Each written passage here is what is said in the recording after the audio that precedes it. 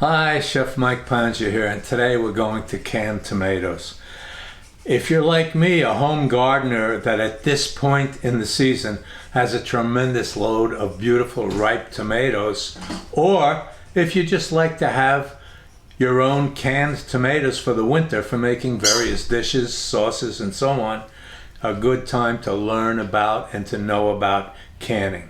I want to spend a minute or two on the growing of the tomatoes. I have 13 plants of Italian plum tomatoes, or Roma tomatoes. I use a system of clothesline and cotton twine to support the plants.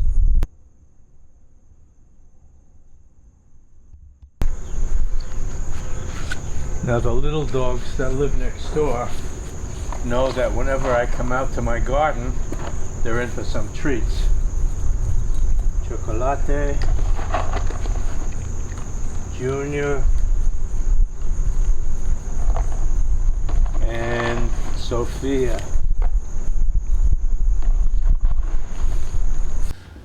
Before we get to the actual canning, there's a couple of important points I want to make.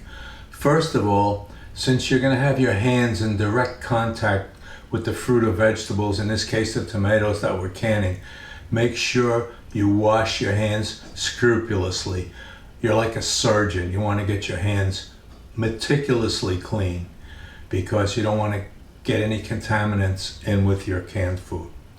Number one. Number two, something I did not show in the video, but which I actually did and I recommend you do.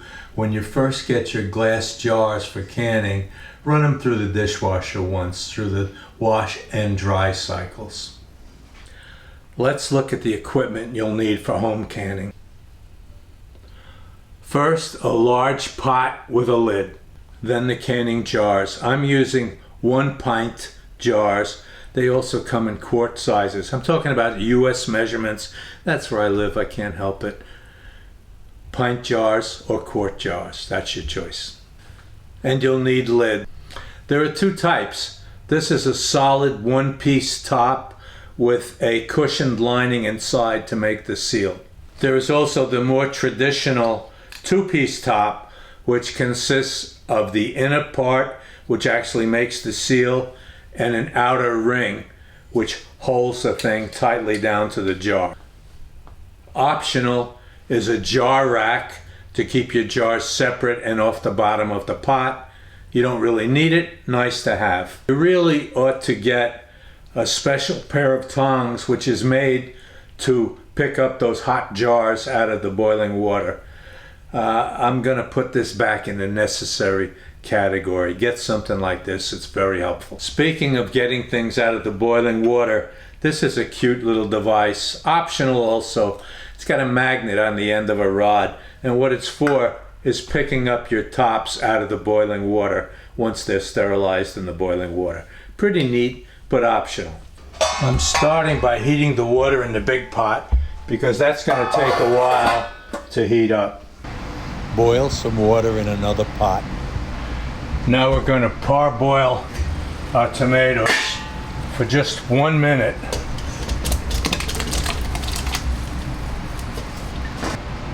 Use that 1 minute to prepare a cold water bath to stop the tomatoes and keep them from cooking.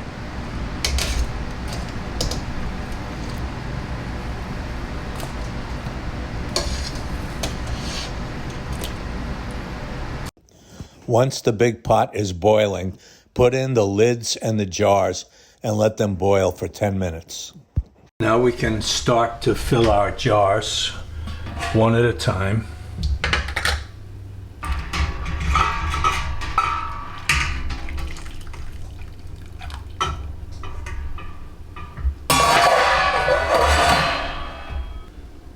We'll take a tomato, and I like to cut off the stem end, and I'll throw that in my recycling bucket.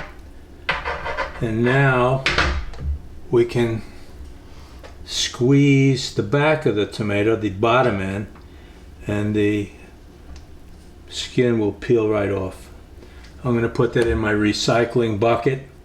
The other thing I like to do is open the bottom a little bit and squeeze out a lot of the seeds and the juices of the thing.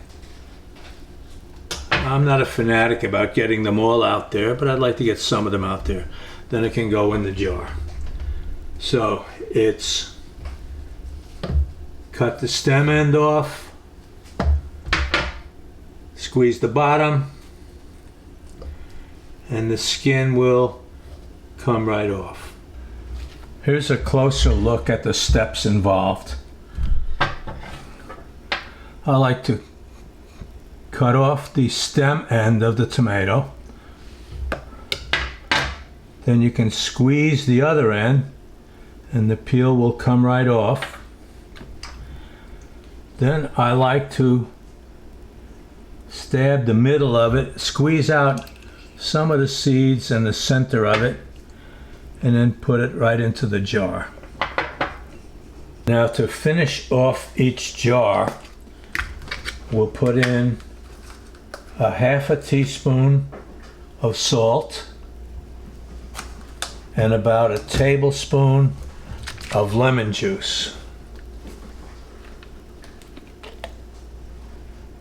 That's for a pint jar. If you have a quart jar, you'll use double that amount. Now I want to top this off with boiling water to within about a ½ inch of the top.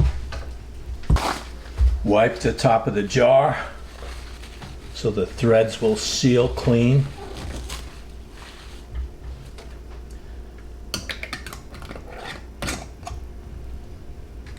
And I'm going to put it back into our canning jar to get ready for the next step. Now once all our jars are full, it's back on the fire we go. Bring it to a boil again. And we want to boil it for 30 minutes for the pints, 45 minutes for quarts. When the time is up, remove the jars and allow them to cool to room temperature.